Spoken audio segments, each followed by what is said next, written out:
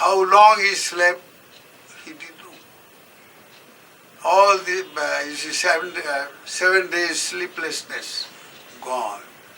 He was immersed in pure, relaxed calmness and peace. Totally relaxed. Then he again got up. And he felt refreshed, exceedingly refreshed. Then he again slept. Then he again refreshed. Then he was absolutely jagrata, awake, and watched his the abdomen part and watching anapanasati. He was in fact meditating on anapanasati without knowing. And then, when he became exceedingly calm and peaceful, he heard the voice. He said, "Here, Maharaja Dhiraj, you have won. You are the conquistador. You have made the greatest conquest, greatest kingdom, Kalinga. Your empire now extends up to the ocean, up to the sea, Samudra. But there is no peace. You have won, you have gained the greatest gain, but you have lost also at the same time. When there is the Raja Chakra which you are having in your kirita, I can see there is the lion with a sword in his hand. And this lion symbolizes you, the emperor. And with a sword in your hand, you have won this great kingdom, you have become a great emperor, but you have also lost everything. The most precious thing, your peace of mind. You can't sleep for 7 days. You are almost without mind. Out of mind you are. Maharaj, they know what the Bhagavan Buddha has taught. This symbol of Raja Chakra that you have got in your kirita, with a lion in between with a sword, that shows power for its own sake. Power not for peace, but power for its own sake. The result, you have lost your mind, your peace, your happiness. So now, with every gain, there is the loss. Labhe alabhe, ayase yasecha, ninda prasangsasu, sukhe cha dukkhe. Wherever there is gain, there is also loss. Wherever there is fame, now you have got the greatest fame as an emperor. And you are also, you are at the same time you have gained ill fame. People are abusing you as Chanda Soka, Prachanda Rajadhiraj. That is your name. The great king of creating misery, the fierce king. So, fame goes with ill fame. Gain goes with loss. Ninda prasangsasu. Your generals, your officers, all these big men who are all delighting with your gain and with your fame, they are praising you to the sky. Oh, Dhammacakka, Raja Chakravarti, they are said. But there was a Dharma Chakravarti also, the Buddha. He brought Dharma Chakra. You are wielding the Raja Chakra, which is nothing but Samsara Chakra. Samsara Chakra means the wheel of worldly existence. And what is that? It comprises of 8 things. Labhe alabha. As the wheel rotates, half of it goes upwards and the other half at the same time simultaneously goes downwards. So when there is gain, there is also loss. At the same time, when there is fame, there is also ill fame. When there is praise, there is also blame and abuse. Hundreds and thousands of men and women are abusing you every minute of their life, abusing you in the filthiest language. Where there is sukham, happiness, there is also dukkham, misery, suffering. That is life. Wheel of life is wheel of samsaric existence. And that is what you have got. You are a victim of the Samsaracakka, power for its own sake, pleasure for its own sake. And the opposite also follows automatically. So this chakra, samsara chakra, or the wheel of life, it creates contrary situation. It's not complementary to each other. The two sides of the chakra, they are not complementary. They are not harmonious to each other. They are contradictory. You see, they are counteracting. When there is gain, there is so much of joy, happiness and all. When there is loss, there is cry, there is lament, there is misery. That is life. So in this ocean of misery, dukkha, the whole world is immersed. Because why there is dukkha? Now the world is always running after gain, fame, praise, pleasure, pride. These are the things. Money, wealth, without knowing that they are inviting the opposite. When they crave for these things, craving for pleasure, craving for the continuity of existence. Because of the craving, which is the root cause of all suffering, Maharaja, all the suffering that everybody is undergoing here now, including you, the root cause is craving. And Bhagavan Buddha said, when he discovered the ultimate truth, he says, Dukkhan cheva panyapevi, dukkha sacha nirodho. He said, yes, I do teach that there is great suffering in worldly existence. You are born only to die. That is suffering. And once you are born, you are subject to disease. You can't help that. That is suffering. Once you are born, you are aging from the time you are born. You can't help it. That is dukkha, that is suffering. And nobody thinks about this, nobody is aware that as a child is born, the child is aging, and child is moving towards death. As you gain a promotion, you get a big job. Nowadays, this economic boom that we are having. So you get a job of 50,000 rupees. The whole family, this society, everybody. Oh, wonderful. Go out to the best hotel and eat up. Gobble up, enjoy, marry. Bhoga. The result of bhoga is dukkha.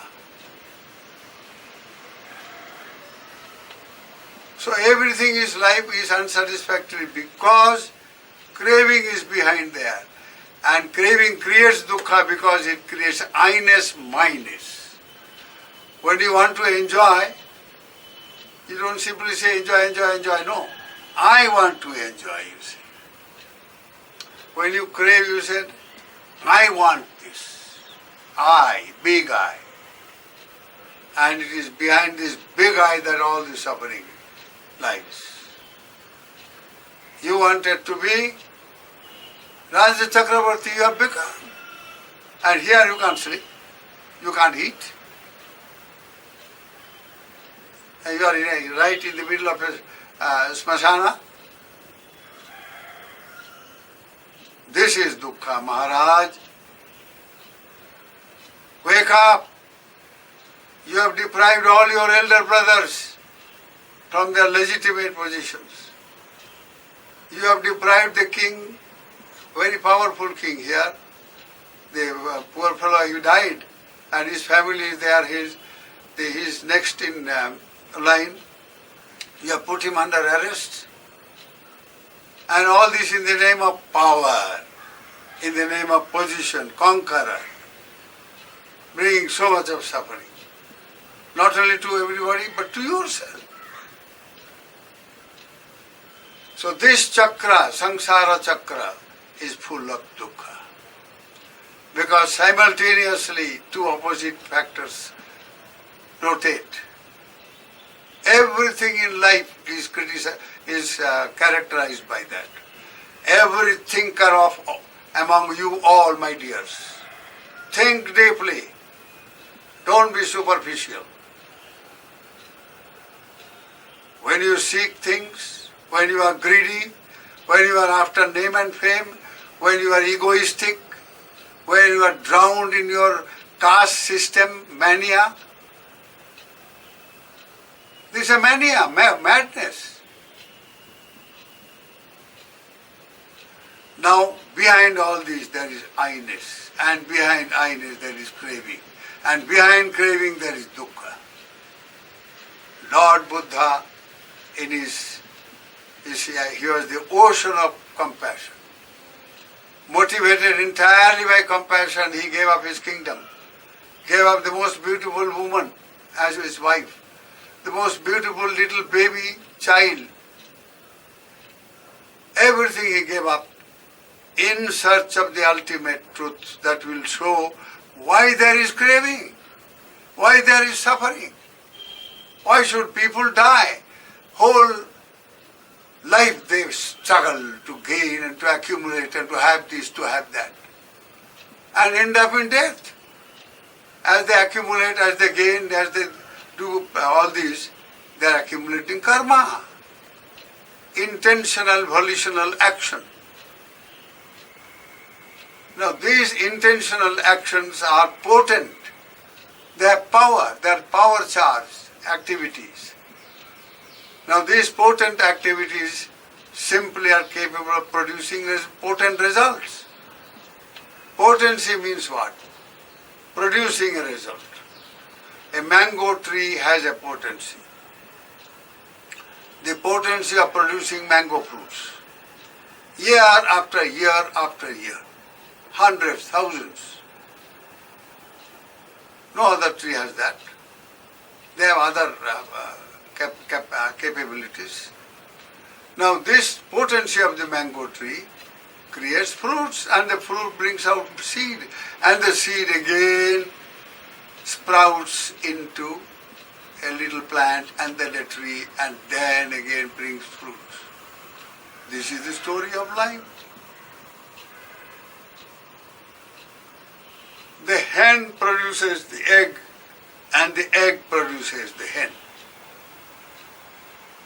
This cycle of birth and death, birth invariably brings death, and death invariably brings rebirth. You are catapulted into a new state of existence by the power of all that karmic potency. Whole life you have been committing karma, because you have got this craving and this I-ness and my-ness. I want, it's mine, my property, my wife, my child, my home. I am this, I am that. This my-ness creates karma, moment to moment karma. And all the karmic accumulations, the cumulative effect of all that, at the moment of death, it shows in your mental screen. It comes up in the form of a nimitta. Kamma Nimitta and Gati Nimitta. You remember all your activities that you have done throughout, like a cinematograph. You see everything. And that again, that brings out memory. Memory is a very powerful instrument of mind. When you commit a bad action, it doesn't end there. You remember it after 10 years, that bad action, and then you keep on sulking and you keep on regretting for what you have done. So at the last moment of your existence, all these karmas, and you relive them, and you are motivated by greed, hatred and delusion to commit a bad karma, motivated by non-greed, non-hatred, non-delusion when you do a good karma. So Maharaja, why not you replace your Raja Chakra with Dharma Chakra? Replace violence with love and compassion. Replace bad karma with good karma. So just as your Samsara Chakra has 4 spokes, 8 spokes. They are known as Loka Dharma, Labhe, Alabhe, gain and loss, fame and ill fame, praise and blame, happiness and misery, pain and pleasure. All these dichotomies of life. These are the spokes of that wheel of samsara, wheel of life. Now turn it, change it, transform it into Dharma Chakra, which also has 8 spokes. Samma Ditti, Samma Sankappa, Samma Vacha, Samma Kammanta, Samma Ajiva, Samma Vayama, Samma Sati, Samma Samadhi.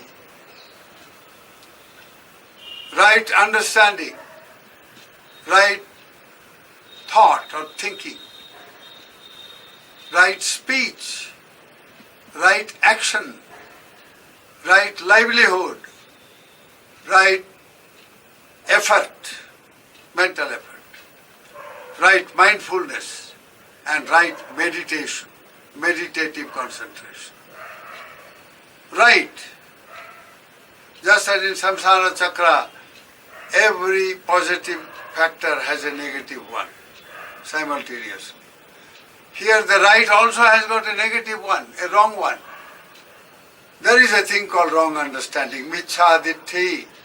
Just as there is a right understanding, Samma Ditti, there is also wrong understanding, perverted understanding, misunderstanding. They are powerful mental factors. They are not just negation of understanding, no. They are not absence of right understanding, no. They are positive factors as misunderstanding, wrong understanding, false understanding, perverted understanding. Now in the first sutta, when we in the previous, last week we discussed about Dhammacakka. Prior to that I discussed about Aganya Sutta. There are 2 Brahmin young people went to Ubbarama, that is Visakha Mataji's mansion, where Buddha was staying with 500 monks. And they had become a Samanera, a novice monk. They were very anxious to become bhikkhus and to lead a full holy life. They studied Buddha's teachings very well for days and weeks and months, and they gave up their Brahminical traditions. So now, one of them, Vasishta, Vasatha in Pali, he saw Buddha in the evening arising from his meditation, emerging from the meditation and going down the castle and he was walking up and down the shade of the mansion. The mansion was a monastery.